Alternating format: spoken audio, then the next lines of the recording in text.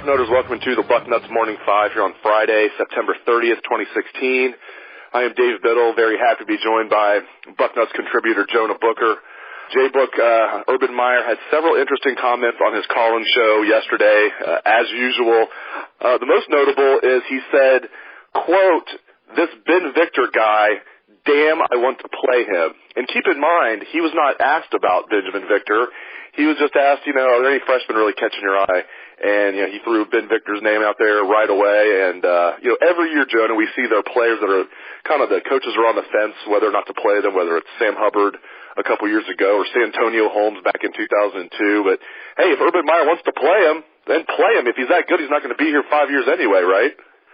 Exactly. I'm thinking the same thing. If he's wilding you that much, why not play the kid?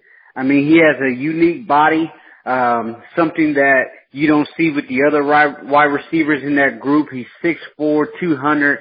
His wingspan, as Urban Meyer said, is tremendous.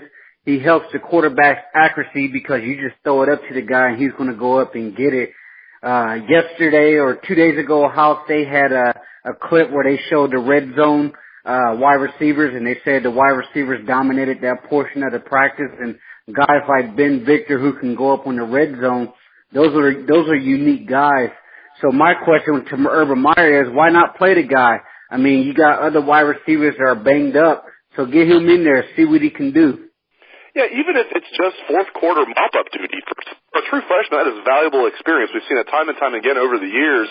Again, if you don't think he's going to be there 5 years, it's not wasting a year, as some people will say. Well, why are you going to waste the year? It's not a wasted year. You get him out there in the horseshoe or even on the road, because we know Ben Victor is making road trips. He was there in Oklahoma, which goes to show how close the coaches have felt that he has been for a while.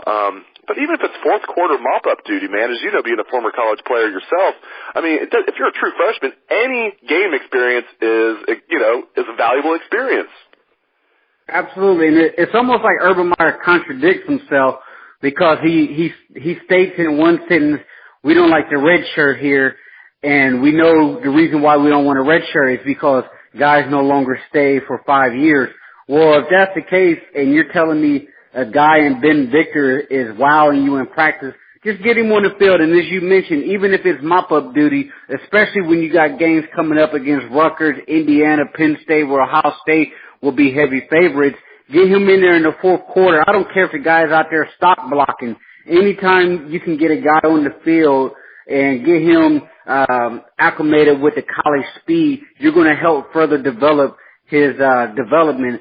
And Ben Victor is a guy that I'm telling you, he's so talented, 6'4", 200. Only guy that you would see with his type of frame would be a Torrance Gibson and a Trayvon Grimes next year. So let's get him on the field, see what he can do. It's a good thing for Ohio State's sake that they're deep at wide receiver because they continue to lose bodies. Obviously lost Torrance Gibson for the entire season. KJ Hill, who caught the first touchdown pass of the year, he's out for at least 3 to 4 weeks after ankle surgery. Corey Smith, as Urban Meyer mentioned yesterday in his call-in show, has a fractured bone in his hand. Now, it sounds like Corey Smith's going to continue playing with that cast. He even got in there a little bit against Oklahoma with that cast on, so this is nothing new. But I guess just your thoughts on Corey Smith and just kind of guys going down there at the wide receiver position. As you mentioned, it's a great thing that they do have quite a bit of bodies at that position. You hate to see guys go down. A lot of those guys, they work their butt off, especially Corey Smith. He really worked his tail off to get back after that broken leg. I don't know how effective he's going to be with the hand. I mean, he's been kind of MIA so far this season as is, and now he has a broken hand. He's going to play with the cast on it. So I'm not sure how dynamic he's going to be. And another guy is Dontre Wilson, who Urban had mentioned earlier in the week, who's been kind of nursing that foot, has been sore on and off for him.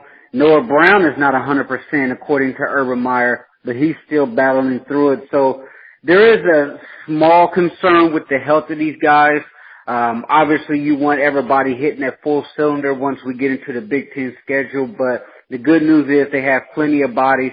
Paris Campbell, from the indications, look like he's really starting to turn it on in practice. They showed, or Zach Smith tweeted out Paris Campbell was tearing up the DBs in practice, so that's good to hear. So hopefully as we continue to progress during the season, a lot of those guys remain healthy and the guys that are banged up start to get their feel back. Some more good news from the Collins show yesterday. Urban Meyer said that Erick Smith, he just brought him up out of nowhere and said junior safety Erick Smith is really coming on. They feel like he's getting better and better and better. And Urban said that Erick Smith will play more. He's going to rotate in with both Damon Webb and Malik Hooker.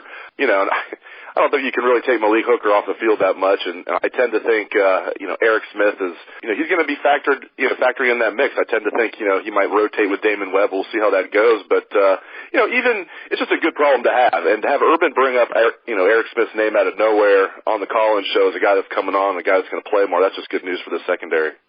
Yeah, I'm excited to see what Erick Smith is going to do. You and I both, Dave, been really high on Erick Smith, and he really hasn't got the opportunity this year with Damon Webb beating him out. So if he can get in there, especially with these next couple games against Rutgers and Indiana, maybe he can make a name for himself.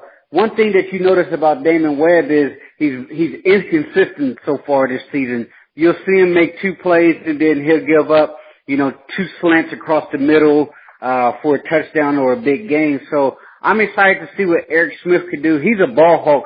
He actually kind of reminds me his game of Malik Hooker. And if Erick Smith can contribute, that's a big plus for this team. One thing I really love is how deep this defensive backcourt is. I mean, in all my years, I can't remember a time where Ohio State was rotating corners because those guys are so good. And now if you have that opportunity as safety, it's definitely going to help those guys with the legs going down the meat of the schedule come November when they play both the Michigan schools. Yeah, whoever thought we'd be talking about how deep the secondary is when they only had one returning starter in the secondary in Garyon Conley. They were unproven everywhere else. And, not only, the starters playing well, but they're deep. As you mentioned, they've never been able to rotate corners, and that's exactly what they're doing. And now they might be rotating at safety too. It's been impressive. It's been a pleasant surprise, and a lot of credit goes to Greg Schiano and Kerry Combs and really the entire defensive staff. Because, as if a secondary is only as good as its defensive line. The defensive line has to get pressure on the quarterbacks and, linebackers as well. So, just very impressive what the defense is doing. Real quick, Urban Meyer also brought up Jake Hausman. He was talking about freshmen that he's been impressed with.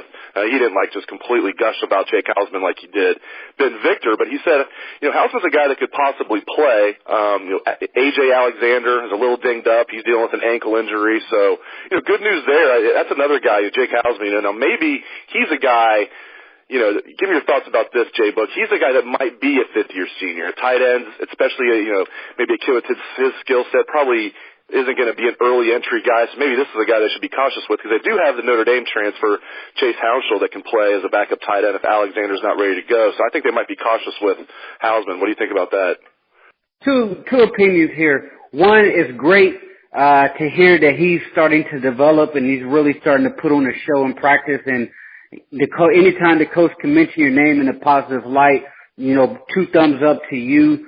But at the same time, we don't use the tight end enough in this offense to warrant pulling a redshirt off of him. As you mentioned, he's potentially a candidate to be a 5th year unless he comes in after next year and absolutely tears it up and decides to leave early. Odds are he would be a 5th year guy.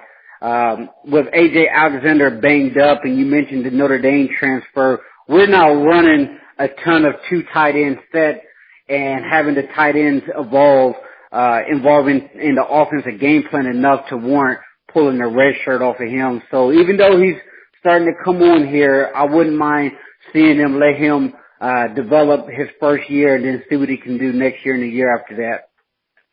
All right, Jonah. Correct me if I'm wrong, sir, but you owe me a burrito. Like a long time ago, we had a bet. Will Danny Clark be in Ohio State's 2017 class? So high stakes, Chipotle burrito. Hold the E. coli. But in all seriousness, your reaction when you heard Danny Clark had decommitted, this happened a few days ago, but this is the first time I've talked to you about it. Your thoughts about that? Yeah, I do owe you a burrito on that one. Early on when we talked about it, I thought for sure Danny was going to be in his class. And that was before the Tate Martell, recruitment. And the reason being is Danny was all Buckeye. He was a guy with the tattoo on his arm, the Ohio State background in his room, grew up right outside the shoe, And it had to be a tough decision for him. Obviously, his letter was very heartfelt. You have to feel for the kid. He was a guy that thought his destiny was set. He was going to be a Buckeye, and then circumstances changed. You know, you have Tate Martell coming in, who fits our Urban Meyer's offense, and then you have Emory Jones is coming in next year, who may be better than all of the quarterbacks that they currently have on the roster outside of J.T. Barrett as far as who really fits the system. And Danny, with his pocket presence and him being a pro-style offense, I think he made the right decision for himself. I think it's going to work out for both parties here. You hate to see a guy, really be torn up about this because he had his heart set on being a Ohio State Buckeye. And like you said, he struggled with this decision for months on end. A lot of people on the boards, they wanted to run Danny out of this class, didn't think he was good enough to be a Buckeye. And that may end up being true, but at the end of the day, these are kids that we're dealing with and families that are involved. A guy with a tattoo of Ohio State on his shoulder. But I hope I wish nothing but the best for Danny. He's a good kid. He's a misunderstood kid. A lot of people don't like the way, his parents are involved in the process. But he was a Buckeye through and through, and I wish nothing but the best for him. Very well said. He is a good kid, and I wish him very well. He's going to have a lot of suitors. It'll be interesting to see where he ends up, but wherever he ends up, I will be rooting for Danny Clark for sure. And, hey, brass tacks now. Rutgers coming into Columbus tomorrow. Big Ten opener for Ohio State coming off the bye week. A homecoming game. Buckeyes are favored by a mere 39 points, 38.5 to be specific.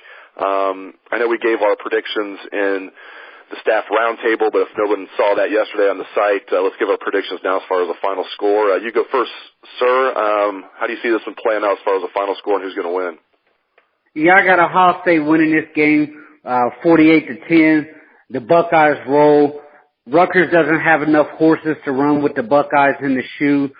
I think Urban Meyer, he takes his foot off the gas late in the fourth quarter out of respect to Chris Ash and what he meant to this program. Urban Meyer said earlier on his call-in show earlier this week that Chris Ash was an integral part in fixing that pass defense. So I think out of respect, he'll call the dogs off. Rutgers is coming into this game banged up. A lot of their top playmakers won't be making an appearance in the shoe. So this one right here is Ohio State looking good, rolling strong, opening up Big Ten play 48-10. I have a very similar score. I have the Buckeyes winning 52-10. As you mentioned, Rutgers is banged up coming into this game. Specifically Janarian Grant, their best player on either side of the ball. Senior wide receiver, kick punt returner. He's out for the year. That's just a huge loss for them. Now maybe he can come back get an extra year next year and come back, or maybe he just thinks he wants to go to the NFL now, even coming off this injury. But that's a huge loss for Rutgers. And they played Iowa tough last week. They had Iowa, at home in New Jersey, and 14-7. Rutgers lost, but I think the Buckeyes are going to hammer them. Now you wonder about Ohio State. Where is their level of intensity going to be for a noon kick? And coming off a bye week, and then coming off such a big game, against Oklahoma. But I think even if they do start somewhat slow, I think they'll kick it into gear and win this game 52-10. Well, thanks as always to the wisdom of Jonah Booker. Really appreciate it, J-Book. You can catch his column every week. It is Outside Columbus. Really appreciate you joining me, Jonah, and really appreciate all the listeners out there. Hope everyone has a great day and a great weekend. Let's hear some Buckeye swag, best damn band in the land.